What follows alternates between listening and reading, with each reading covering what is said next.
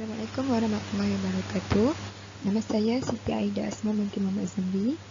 Hari ini saya akan membentangkan tugas individu iaitu berkaitan dengan mikro pengajaran. Baiklah, tajuk saya adalah Bidang Keberhasilan Utama Negara NKRA. Assalamualaikum semua, selamat pagi kelas. Yang dekat belakang boleh dengar tak suara saya? Jelas tak? Jelas lah? Okey. Baiklah. Hari ni saya tengok semua hadir ya ke kelas hari ni. Tahniah semua yang hadir. Bagus. Memandangkan hari ni kelas kita pada waktu pagi, saya yakin kamu semua mesti bersemangat dan tak sabar untuk belajar topik baru hari ni. Siapa tahu topik baru yang kita nak belajar hari ni topik apa? Ya, hari ni kita akan belajar tajuk NKRA. Ada tak yang pernah dengar tajuk NKRA sebelum ni? Tak pernah? Pernah? Tak pernah? Okey, ramai yang tak pernah dengar. Jadi hari ni kita akan belajar tajuk NKRA. Baiklah, sebelum tu dekat tangan saya ni ada sehelai kertas. Baiklah, dekat kertas ni ada dua gambaran, iaitu gambaran awal lah kepada kamu mengenai tajuk NKRA ni. Jadi, saya akan berikan kertas ni kepada setiap kumpulan yang telah dibentuk. Jadi, saya bagi masa dekat kamu selama 3 minit untuk kamu baca semintas lalu dalam buku rujukan kamu berkaitan dengan tajuk NKRA ni. Okey? Baiklah, berdasarkan pembacaan kamu, saya nak 3 orang berikan saya latar belakang bidang keberhasilan utama negara. Saya nak latar belakang sahaja. Iaitu latar belakang bidang keberhasilan utama negara.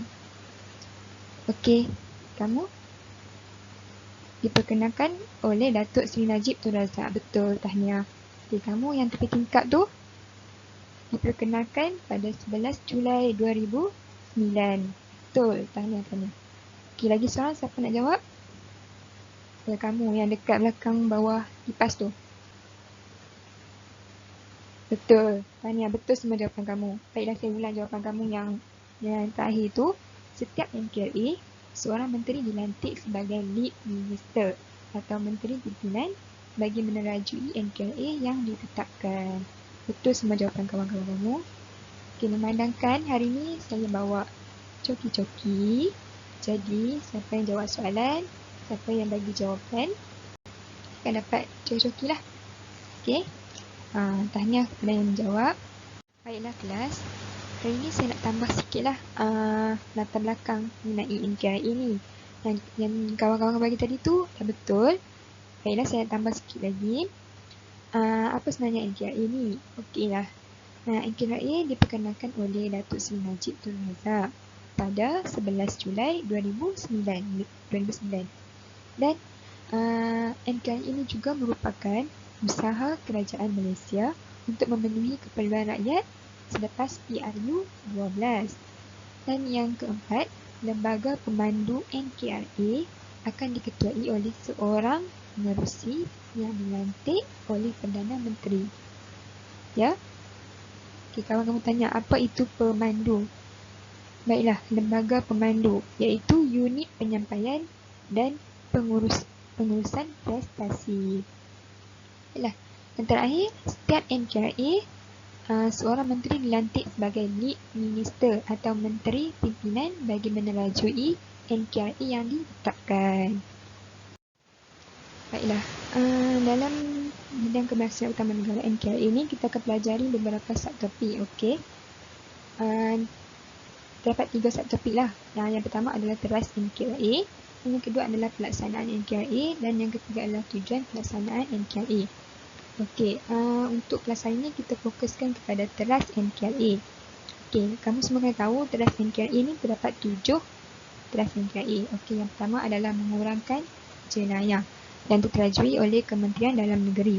Okey, apa yang dilakukan oleh Kementerian Dalam Negeri ni? Kerajaan telah mengenal pasti NKRA pengurangan jenayah dan dipecah bahagi kepada 3 bahagian, iaitu yang pertama adalah jenayah jalanan, yang kedua adalah keselamatan awam dan yang ketiga adalah peningkatan prestasi agensi penguatkuasaan. Okey, teruskan yang kedua adalah memerangi rasuah, iaitu diterajui oleh Jabatan Perdana Menteri.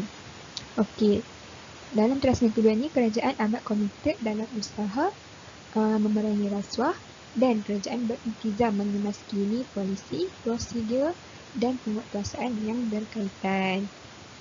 Okey, yang ketiga adalah akses pendidikan. Okey, siapa tahu akses pendidikan ni diterajui oleh kementerian mana? Okey, kamu. Kementerian Pelajaran, betul. Kalau pendidikan ni selalunya dikaitkan dengan Kementerian Pelajaran lah kan. Okey, apa yang dilakukan oleh Kementerian Pelajaran ni? Kerajaan mahu memastikan anak-anak bangsa mendapat akses kepada pendidikan berkualiti dan berkemampuan. Di mana kanak-kanak, yang kita tahu kanak-kanak berusia 4 hingga 6 tahun selalunya akan dihantar ke prasekolah ataupun tadika dan seterusnya ke sekolah rendah, sekolah menengah dan ke peringkat pengajian tinggi. Untuk tingkat pengajian tinggi, seperti kita tahu, kerajaan telah menyediakan IKM seperti Institut Kemara-Mara, Universiti Awam, Kolej Komuniti, Kolej Vocational kan, dan sebagainya lagi lah.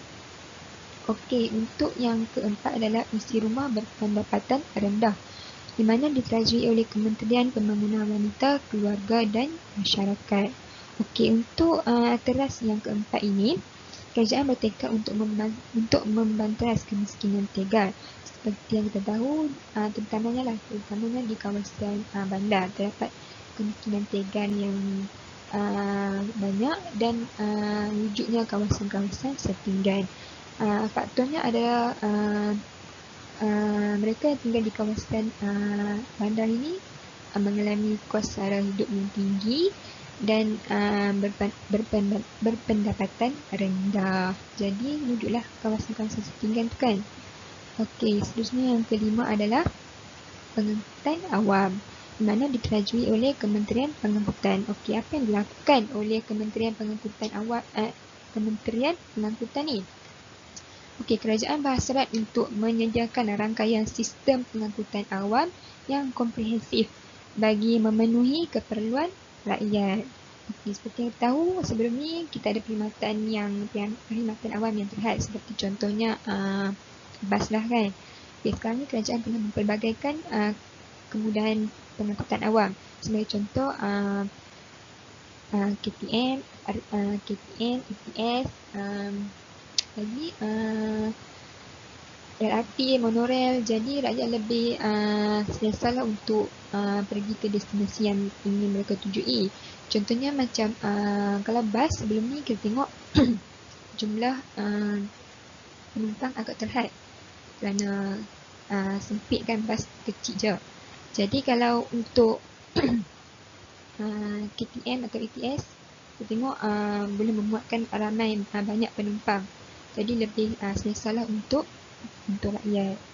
Okey, yang keenam adalah pembangunan luar bandar, iaitu diterajui oleh Kementerian Kemajuan Luar Bandar dan Wilayah.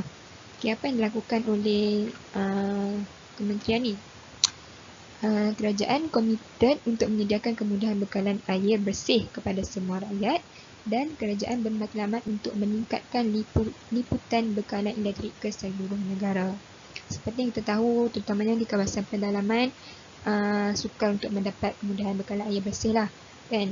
Untuk mendapat bekalan elektrik pun sukar. Jadi kerajaan telah memperbanyakkan liputan bekalan air bersih dan elektrik untuk kemudahan rakyat.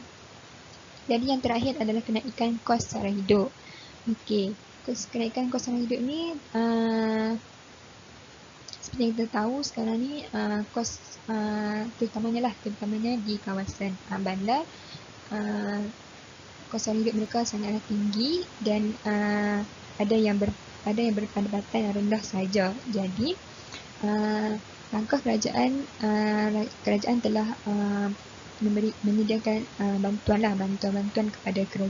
kepada rakyat-rakyat yang berkeperluan. Seperti contoh yang kita tahu ialah golongan B40, di mana mereka gaji mereka yang rendah dan berpendapatan dan suka untuk mendapatkan bekalan-bekalan keperluan seharian lah kan. Okey, itu adalah 7 teras utama NKRI yang kita pelajari. Jadi untuk kita aktiviti seterusnya kita akan lakukan aktiviti secara berkumpulan lah. Jadi saya rasa itu sahaja untuk langkah pertama ini. Sekian, terima kasih. Sekian sahaja pembentangan saya mengenai mikro pengajaran. Terima kasih.